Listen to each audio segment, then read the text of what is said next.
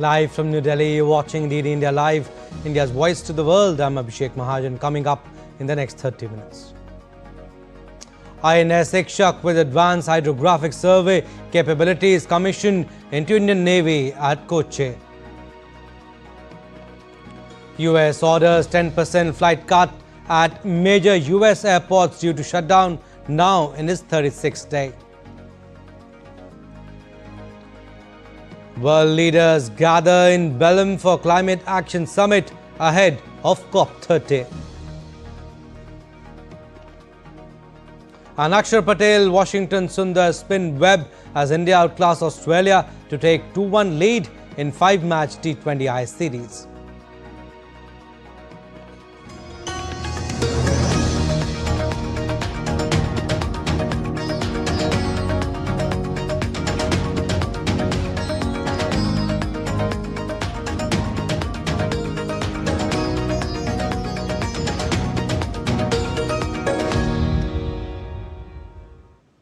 The Indian Navy on Thursday commissioned INS Ikshak, the third vessel in the survey vessel large class, marking a significant milestone in India's maritime capabilities.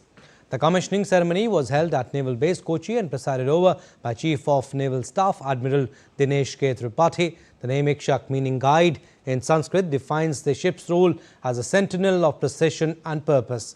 The vessel is designed to undertake full-scale coastal and deep-water hydrographic surveys of ports, harbours and navigational channels. Built by Garden Reed shipbuilders and engineers, the vessel features 80% indigenous content, reflecting India's push for self-reliance. And the commissioning of INS Ikshak at the naval base in Kochi marks another milestone for Indian Navy. In an exclusive interview with the Chief of Naval Staff, Vishal Barrister finds out more. Seek, survey and serve. I am on INS Ikshak and I have with me Chief of the Naval Staff Admiral Dinesh K. Tripathi. Let's talk to him and find out as the ship is commissioned today. Sir, how does INS Ikshak realize the vision of Mahasagar and also self-reliance of Indian Navy? So as you would know, the ship is a third of its class, survey vessel large, and it is designed and built in India, built by the GRSE, and we are happy to induct it into our Navy today here at Kochi. This ship will add value to Mahasagar, the whole of the overall vision of the Government of India, by providing value in the maritime domain, not only for our country, but also providing support to our friendly partners. So talking about women empowerment in Navy, this ship is the first one to have a separate corner for quarters for the women officers and also the sailors. This is the first ship of this class where from the beginning itself there are facilities for women officers and sailors to stay, and that is again I would say result of our ability to think on our feet and take corrective actions during the process of shipbuilding. I would give credit to all our warship overseers as also to the shipyard to agree to make this change. So there you heard a very confident and all-smiling Chief of Naval Staff as the world looks at India, and India has assured the world that it is ready for any cooperation because for India, world is a family. With cameraman Piyush in Kochi, this is Vishal Barrister for DD India. Shifting focus now, polling was held in Bihar's 121 out of total 243 assembly constituencies spread over 18 districts in the first phase of the state assembly elections on Thursday. The voter turnout for the first phase of assembly elections stands at 60.18% as of 5 p.m. IST, as per the data shared by the Election Commission of India. People from all walks of life enthusiastically came out and exercised their franchise to elect their leader. Elaborated security arrangements were made to ensure free, fair and peaceful polling. The electoral fate of 1,314 candidates will be decided in this phase. The state of Bihar went to polls in its first phase of assembly elections, and the Election Commission left no stone unturned to celebrate the festival of democracy. DD India's Deepika Mehto interacted with many voters who expressed their happiness on the facilities at the voting centres and also spoke about the key demands of the voters from the government.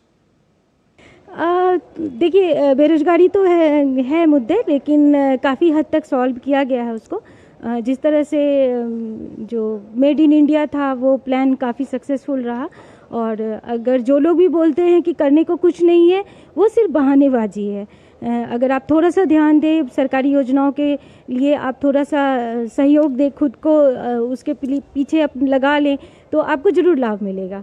आज का दिन तो मैं बहुत ही खुशी का दिन मानती हूँ, और सेलिब्रेट की बात की जाए तो ये मेरी ज़िंदगी का सबसे मतलब कि महत्वपूर्ण दिन है, क्योंकि फर्स्ट टाइम मेरे लिए ये वोटिंग का डे है, तो डेफिनेटली स्पेशली तो होगा ही।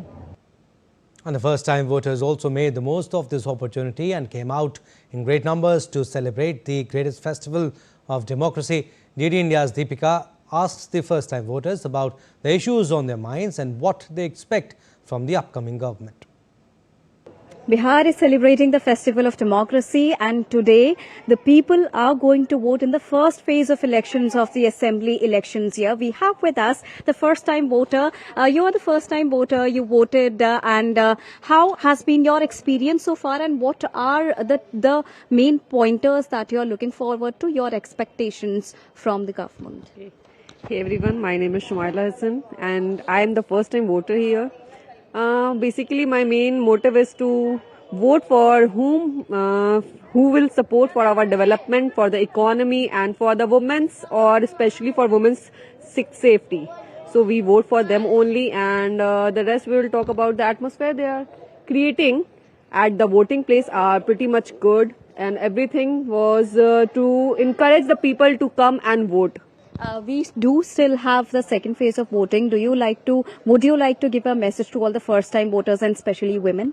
Yeah, please come and vote. Every vote is important for everybody, because there are the chances in which whom you are supporting, they will lose the chance to win from your one vote only. So please come and vote. Thank you. All right, thank you so much. So there you heard the women voter who said that the arrangements are really good in this modern polling booth.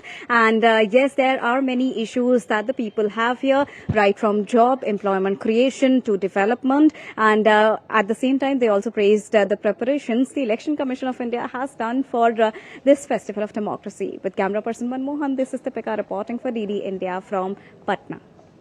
And Prime Minister Modi on Thursday held rallies in poll-bound state of Bihar on Thursday. While campaigning for the second phase of elections, PM Modi received a warm welcome by the people of the state in Araria and Bhagalpur. Addressing the gathering, PM Modi said that mothers and sisters of Bihar are voting with great enthusiasm, portraying a spectacular picture in the first phase of voting. सुशासन की सरकार में बिहार में महिलाओं की सुरक्षा सुनिश्चित हुई है। माताओं बहनों को सम्मान मिला है, इसलिए वे भारी संख्या में आज वोट देने के सारे रिकॉर्ड तोड़ रही है।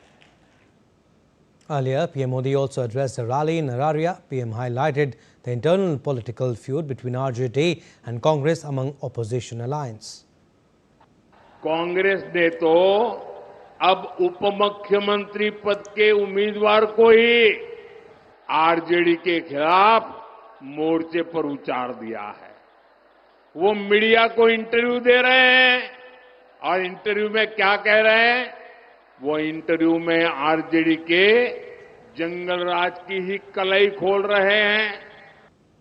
India's Ministry of External Affairs briefed media in New Delhi on Thursday ahead of President Draupadi Murmu's visit to Angola and Botswana. Secretary for the Eastern Region, MEA, Sudhakar Dalela, said that President Murmu is slated to visit both the African countries from 8th to 13th November. He also underscored that this visit will further boost India-Africa ties.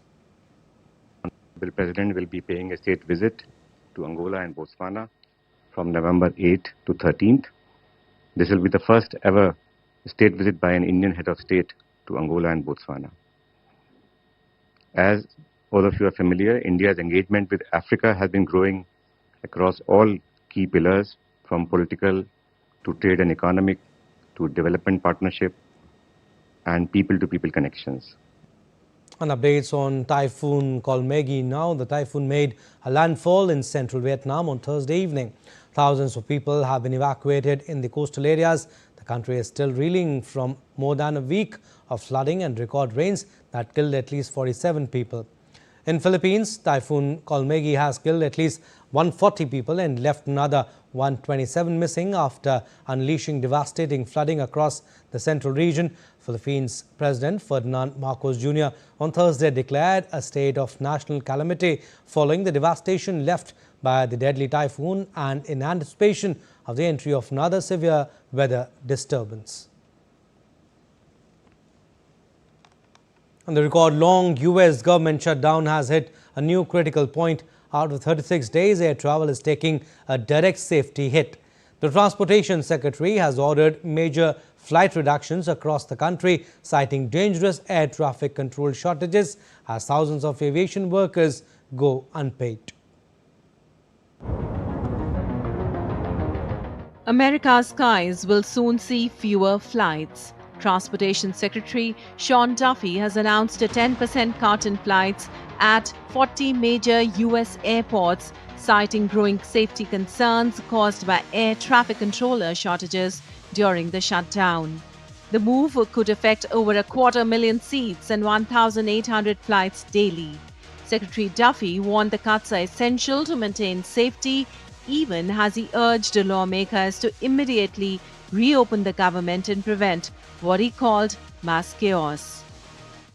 Our sole role is to make sure that we keep this airspace as safe as possible.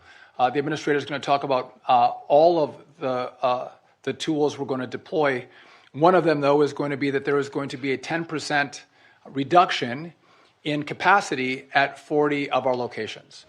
The Federal Aviation Administration says the cuts will start immediately, impacting busy hubs like New York, Chicago, Atlanta, and Los Angeles.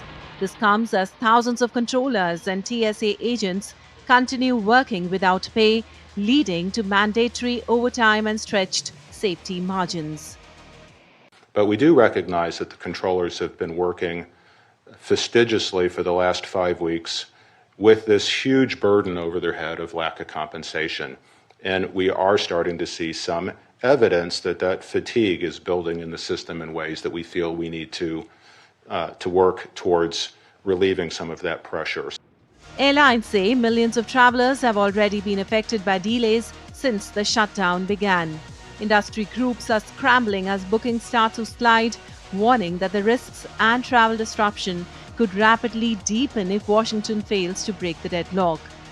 The FAA says the flight cuts could be reserved once the government reopens. But until that happens, travelers are being told to brace for turbulence on the ground and in the air. Bureau Report, DD India.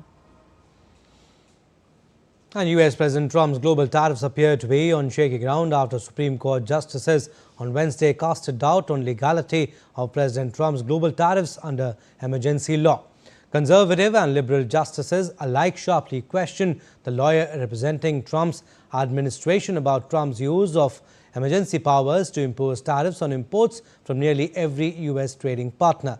In a hearing lasting more than 2.5 hours, several conservative justices questioned whether the International Emergency Economic Powers Act that Trump invoked confers the authority to impose tariffs. Solicitor General John Sauer, arguing on behalf of the Trump administration, said that did not apply given the president's inherent broad range of authorities. All right, still to come on this edition of DD India Live. Rescue operations underway in South Korea's Ulsan city after a power station structure collapses, leaving 5 fear-trapped. India's World Cup winning women's cricket team met President Draupadi Murmu at Rashtrapati Bhavan today.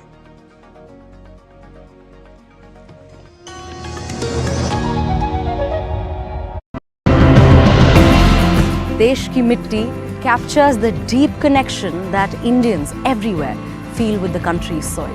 But today, this land and the communities that directly depend on it both face grave threats. we uncover stories of innovation and resilience that are trying to safeguard this soil for the future generations. When we follow what the scientists recommend, we end up spending less. I now use less fertilizers, but I'm getting better yields. These kinds of structures, they actually help keep the water in the landscape, allowing it to sort of seep into the groundwater and contribute to, maintaining groundwater level. 99% of the cases that I've seen, cause for urgency is not satisfied. The project is innovative. They are maintaining our beach like a clean city.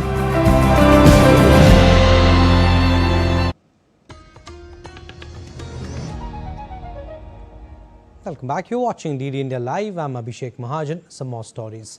World leaders were received by host President Luiz Inácio Lula da Silva on Thursday at the World Leaders Climate Action Summit ahead of the COP30 Climate Summit. Dozens of country leaders are set to gather in Brazil's Amazon city of Belém ahead of the annual UN Summit on Climate Change, hoping to advance progress despite growing concerns that multilateral cooperation is on the brink. The COP30 conference marks 3 decades since global climate negotiations began. Over 2 days, Brazil's COP30 presidency has lined up 53 heads of state to deliver speeches along with more than 40 subnational leaders. And 5 people are fear-trapped in South Korea after a large structure at a power station in the city of Ulsan collapsed on Thursday. Search and rescue operations are underway. Residents from the area were evacuated. Authorities claim that the accident occurred during preparations to demolish the thermal power plant that has been out of operation.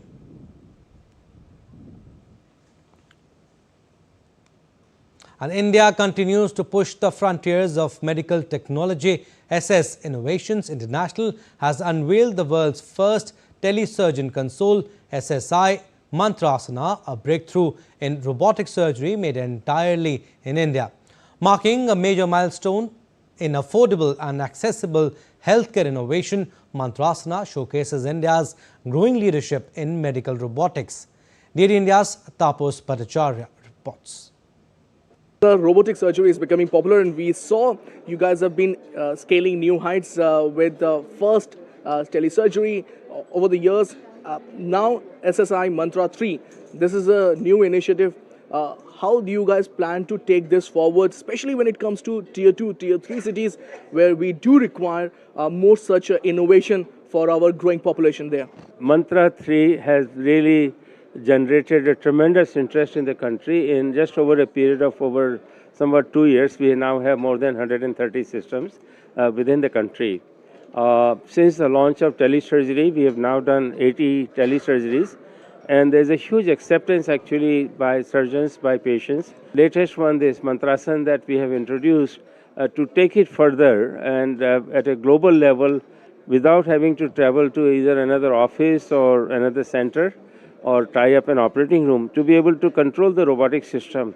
So suddenly surgeon, let's say, sitting in one office, they can operate on 3 patients scattered wherever. We almost 50 to 60% of our systems today are in these tier 2 and tier 3 cities. So of course all major hospitals have our system, but really one of the focus always was that affordability factor with superior technology and our capability of proctoring and teleoperating, we can literally bring the care to the patients. It's a classic example of a Make in India going global.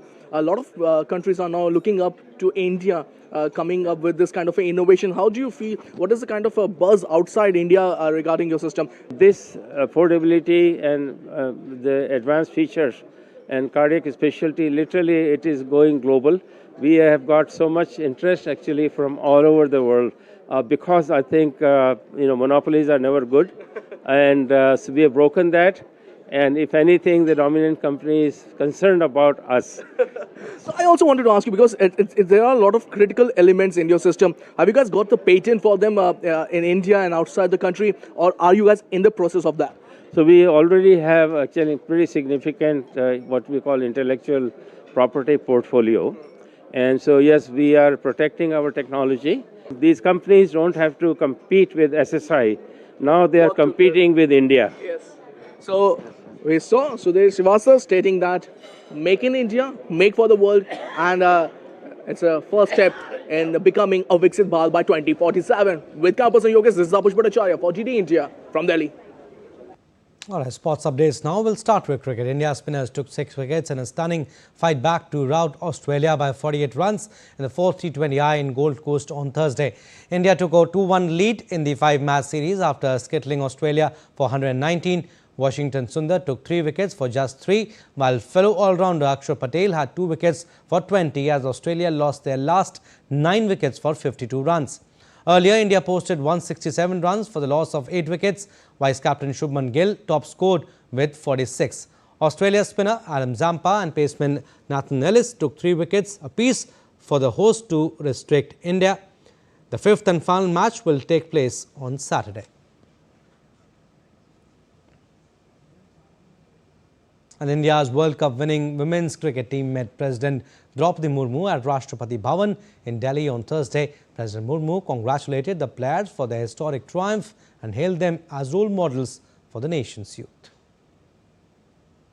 India's triumphant women's cricket team, fresh from their historic World Cup victory, met President Draupadi Murmu at the Rashtrapati Bhavan in New Delhi on Thursday.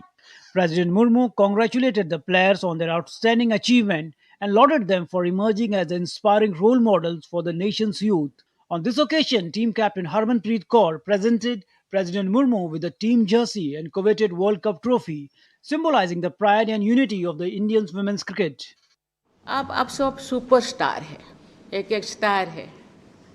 युवा पीढ़ी खासकर लड़कियों आपसे प्रेरित होकर जीवन में आगे बढ़ना चाहेंगे।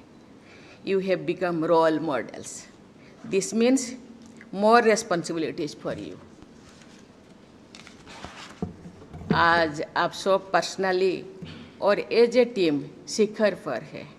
शिखर पर बने रहना बहुत बड़ी चुनौती होती है, लेकिन मुझे विश्वास है कि जिन क्षमताओं के बल पर आप सब ने इतिहास लिखा है, उन्हें क्वालिटीज के बल पर आप भविष्य में भी इंडियन क्रिकेट को शिखर पर बनाए रखेंगे. Members of the victorious team also shared their experiences from the ICC Women's World Cup with President, reflecting on their journey, challenges and moments of triumph. तो इस वर्ल्ड कप में हमने बहुत अप्स एंड डाउन देखे, but एक self believe था कि चाहे कुछ भी हो जाए ये ट्रॉफी हम ही जीतेंगे. और आज हमारी लाइफ का जो सबसे बड़ा मोमेंट है आपके साथ शेयर कर बहुत अच्छा लग रहा है. We are seeing everyone is following women's cricket. We've seen a lot of changes that has happened in women's cricket thanks to BCCI with the pay parity and the WPL coming up. But there was a group of girls before us who did it without the fame, and today, because of what they've done, they did it purely because of the passion and the love of the game. And because of what they've done and the seeds they've sown, today we are all reaping the harvest of what they've sown. And I think this World Cup is a part of that. The Indian contingent scripted history with a stellar campaign at the ICC Women's World Cup, lifting the trophy for the very first time and bringing immense glory to the nation. Today, Indian women's cricket team stand at a new pinnacle, backed by growing support, recognition and inspiration from millions. The team's success not only marks a golden chapter in Indian cricket, but also paves the way for a brighter, more empowered future for women in sports. Narayan Singh Support for DD India, Delhi. India's Minister of State for Corporate Affairs Harsh Malhotra inaugurated the Sansad Khel Mahotsav 2025 in Delhi on Thursday. The minister announced that Namo Run Marathon will be held as part of Sansad Khel Mahotsav in New Delhi on the 16th of this month. He said that around 30,000 participants have registered for the Khel Mahotsav. The event will feature 11 competitions across various disciplines, ensuring participation for boys and girls across different age categories. The minister said the Mahotsav not only aims to promote sports and fitness, but also identifies and nurtures genuine talents. प्रधानमंत्री जी की प्रेरणा से हमने पूर्वी दिल्ली में सांसद खेल महोत्सव का आयोजन किया है. मुझे बहुत अच्छा लग रहा है कि हमारे आह्वान पर लगभग 30,000 लोगों ने इसमें पार्टिसिपेट किया है. फर्स्ट फेज़ में 13 वेन्यूज़ पर डिफरेंट स्पोर्ट्स हो रहे हैं. इसमें हमने 8 ओलंपिक स्पोर्ट्स और 3 ट्रेडिशनल भारतीय स्पोर्ट्स को इंक्लूड किया है. Well, that's all we have in this edition of DD India Live. But do let us know your thoughts on the news of the day. For those on the go, you can get all the latest news and updates from India and across the world on DD India mobile app. The app is available on both Android and iOS platforms. Scan the QR code on the screen to download now. And we'll be back with more news as it breaks here on DD India. I'm Abhishek Mahajan from all of us here in Delhi. Thanks for watching DD India Live.